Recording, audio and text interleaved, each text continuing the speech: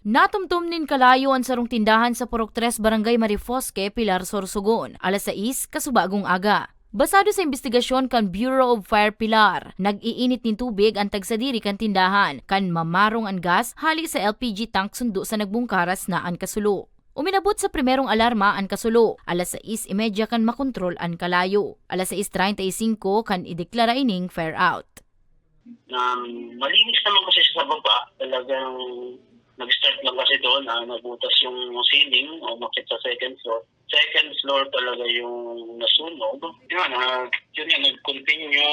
Siguro na lang, reminder na lang siguro sa mga For our estimate lang, okay, yung halos second floor lang naman nasunog. Made of light material, nakaulit ang roof niya. So, more or less 8,000 lang naman po. Saro sa mga pigsisiirip na kausa kan BFP, iyo ang depektibong gas hose kan LPG tank.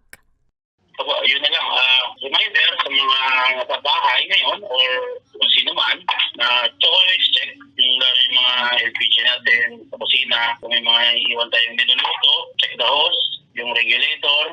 Tapos yung maayos ka lang, paayos natin sa kusina, mga gamit. Lalo na kung mga light material yung bahay natin, madaling mag-spread ang fire. Sayang lang ba masusunod lang. No? Maswerte sa naman na daing nakulugan o binawianin buhay sa insidente. Para sa mga baretang, Tatak Bicol, Danica Garcia.